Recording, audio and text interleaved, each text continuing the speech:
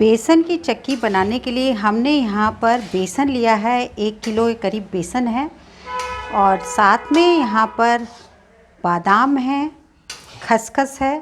ये अपने अकॉर्डिंग आप ले सकते हैं। खसखस यहाँ हाफ कप के करीब लिया है और दूध है। हम यहाँ मावा यूज़ नहीं कर रहे हैं तो इसलिए यहाँ पर हमने बॉयल्ड दूध यूज़ किया है और साथ ही यहाँ पर चीनी है। तो 1 किलो बेसन में आंटी ने बताया है 1.5 किलो के करीब चीनी पड़ेगा और 1 किलो से ऊपर घी पड़ेगा। तो आज फ्रेंड्स हम लोग बेसन की बर्फ़ी राजस्थानी स्टाइल में बिल्कुल बनाने के लिए तैयार हैं। तो यहाँ पर आंटी हमने क्या क्या लिया है, बेसन कितना लिया है? 1 किलो।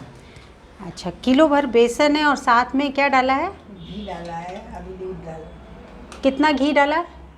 1 किलो घी, 11 किलो घी। अच्छा, तो आंटी बता रही है 1 किलो बेसन में 1 किलो घी डालकर और उसे अच्छी तरह से इन्होंने इसके अंदर बाइंड कर दिया। बिल्कुल अच्छी तरह से आप देख रहे होंगे, बिल्कुल गूंद गया है। तो अब चलते हैं नेक्स्ट स्टेप पर। तो इसके अंदर अब इन्होंने दूध मिक्स किया है। अब आप देखेंगे आंटी धीरे धीरे दूध कितना इसके अंदर मिलाना है हमें? ऐसे गिला करके डालना। अच्छा, डब्बे में घी सब डाल कढ़ाई। तो पूरा इसका आटा गूंद लेना है। अच्छा, तो आप देख रहे होंगे कि इसे बॉइल्ड दूध है, ये कच्चा दूध नहीं है और इसे अच्छी तरह से गूंद रही है आंटी। तो यहाँ हमने कढ़ाई में घी डाल दिया है, तो करीब पाव भर के करीब घी होगा, है ना आंटी? पाव भर के करीब घी है ये जो कढ़ाई में डाला है। हाँ। अच्छा, किलो हो जाएगा। ओके, तो अब इसे अच्छी तरह से गर्म होने देते हैं घी को। और यहाँ पर आप देखेंगे बेसन आटा का गूंद रहा है, पूरा अच्छी तरह से इन्होंने गूंदा नहीं है। अब इन्होंने कढ़ाई के अंदर डाल दिया है। अब आप देखेंगे बिल्कुल ट्रेडिशनल हिसाब से ये बन रहा है बेसन की बर्फ़ी। तो आपने देखा ये इन्होंने पूरी तरह से आटा गूंदा नहीं है। आंटी काफ़ी एज की है इसलिए वो बोल नहीं पा रही है, तो मैं बता रही हूँ आपको। और उसके बाद इसे मिक्स करेंगे सारा कुछ इसके अंदर, बेसन को घी के अंदर डाल दिया है और इसे मिक्स कर देंगे। आंटी यहाँ पर आप देखेंगे पूरा परात से निकाल कर और कढ़ाई के अंदर इन्होंने डाल दिया है। तो कढ़ाई के अंदर घी और बेसन बिल्कुल अच्छी तरह से मिक्स हो रहा है और बाकी जो परात के अंदर घी था थोड़ा सा बेसन डाल के उसके अंदर कढ़ाई में वापस इसे डाल दिया है। और आप देखेंगे यहाँ पर गैस का फ्लेम तेज़ रखा हुआ है। तो आंटी बिल्कुल ट्रेडिशनल जैसे वो अपने ज़माने में बनाती थी, दिवाली आते समय बर्फ़ी बनाती थी, वही सेम प्रोसेस यूज़ कर रही हैं। और मेरे ख्याल से आप मावा इसमें डालेंगे क्या? मावा दूध डाला बस, मावा अच्छा, नहीं ओके। तो बता रही आंटी कि है ना इसके अंदर वो मावा नहीं डालेंगी, मावा की जगह दूध का यूज़ कर लिया। अब देखेंगे बहुत अच्छी तरह से ये सोक कर गया है सारा कुछ इसके अंदर। और इसका कलर भी देखेंगे बहुत ही ऑसम कलर आया है, एकदम बिल्कुल येलोइश कलर दिख रहा है। इसमें कलर कुछ भी नहीं इन्होंने डाला है। तो इसे अब चलाने का जो मेहनत का काम होता है वो अब स्टार्ट हो गया करना। तो इसे कम से कम 10 मिनट तक तो अच्छी तरह से भूनेंगी। 10 मिनट।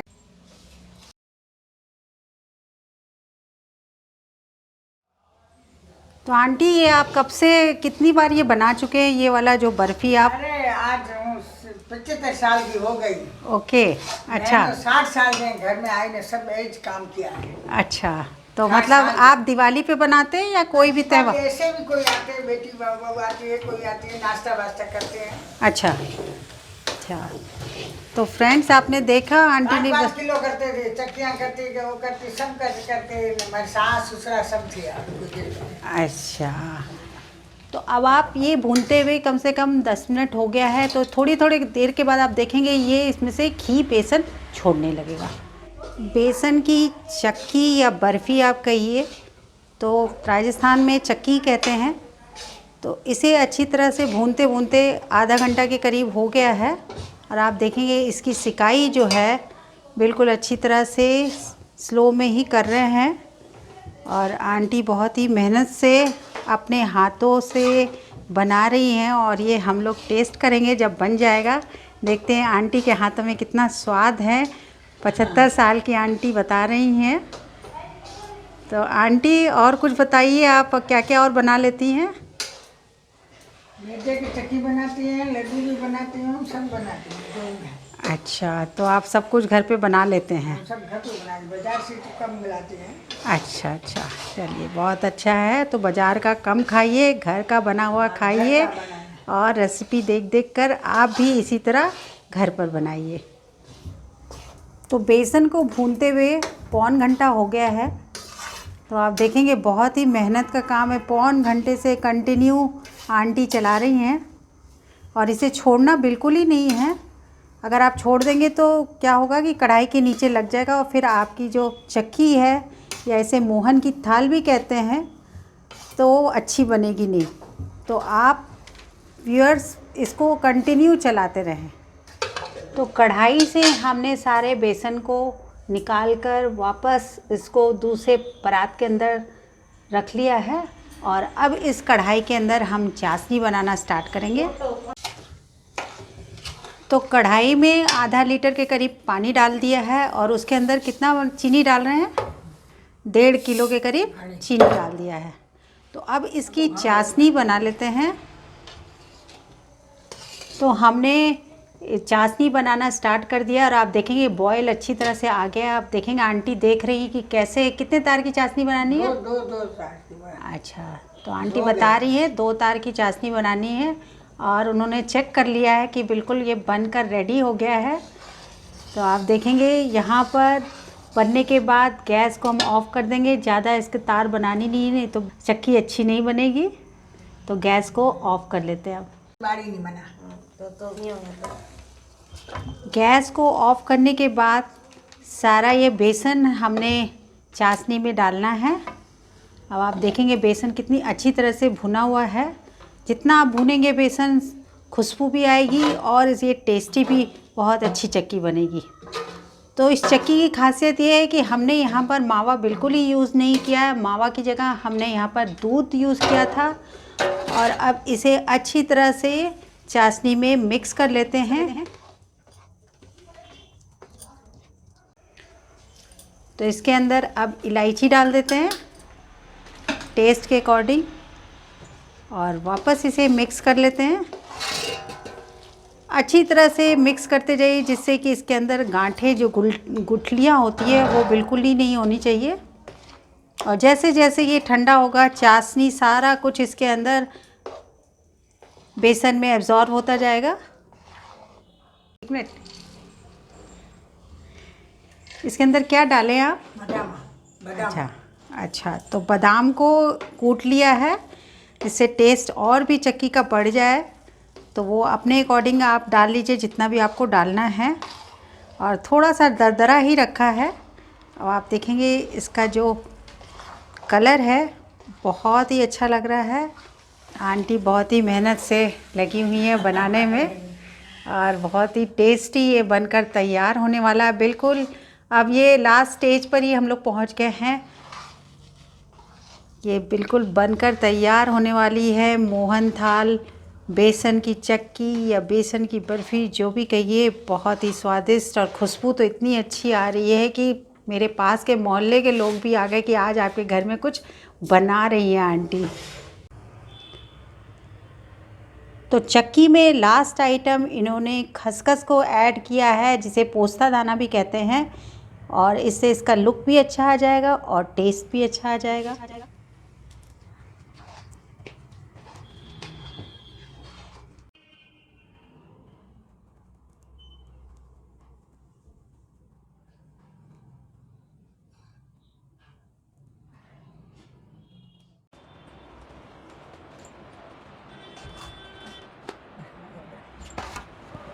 बेसन की चक्की को जमाया जा रहा है। तो थाली को हमने जो परात है उसको पहले इस पे घी लगा लिया था और सारी बेसन का जो बैटर है उसको परात के अंदर निकाल ले रहे हैं और इसकी अब बहुत अच्छी चक्की जमाई जाएगी।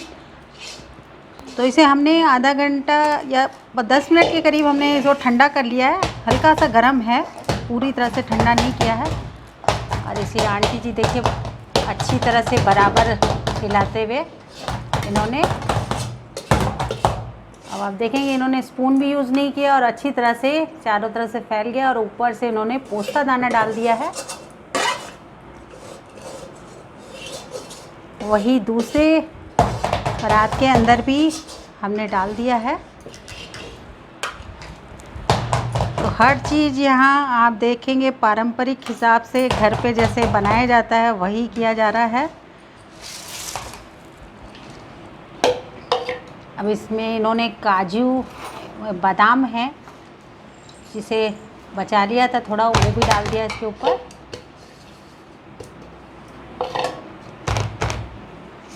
चारों तरफ से फैला ले रहे हैं इसे।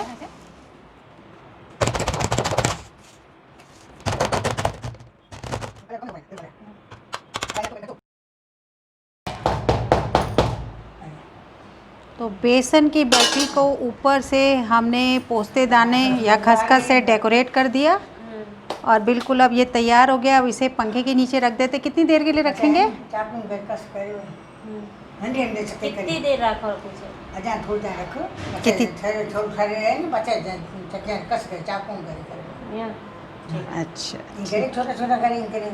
ओके। अच्छा, तो थोड़ा ठंडा होने के बाद इसमें निशान लगा देंगे। चक्की बिल्कुल बनकर तैयार हो गई है और अब इसकी कटिंग कर देते हैं। तो इसे हमने चक्की को ओवरनाइट रख दिया था।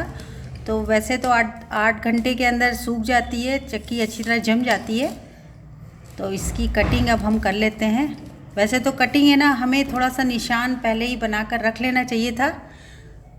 तो अब देखेंगे बहुत ही इसका जो कलर आप देखेंगे बहुत ही अच्छा आया है। तो इसमें हमने पोस्ता दाना लगाया था, वो भी आपको दिख रहा होगा। तो आप अपने अकॉर्डिंग कटिंग कर लें, बड़ा रखना है छोटा रखना है, जो भी शेप में रखना है उसके अकॉर्डिंग कर लें। और फिर इसे हम चक्की को निकाल कर दिखाते हैं कि कैसा बना है। तो चक्की की कटिंग हो गई है और चक्की की कटिंग हो गई है और आप देखेंगे चक्की बहुत ही अच्छी तरह से अच्छे से शेप में ये निकल गया है। तो मैं आपको यहाँ से थोड़ा क्लोज़अप दिखा देती हूँ। ये देखिए अंदर ड्राई फ्रूट्स आपको दिख रहा होगा और ऊपर पोस्ता दाना दिख रहा है। तो आप भी इस दिवाली पर इस चक्की को ज़रूर बनाएं और सभी के साथ शेयर करें। जैसे मैंने ये चक्की आपके लिए बनवाई थी और शेयर किया है, तो आप इस मिठाई को बनाकर शेयर करें।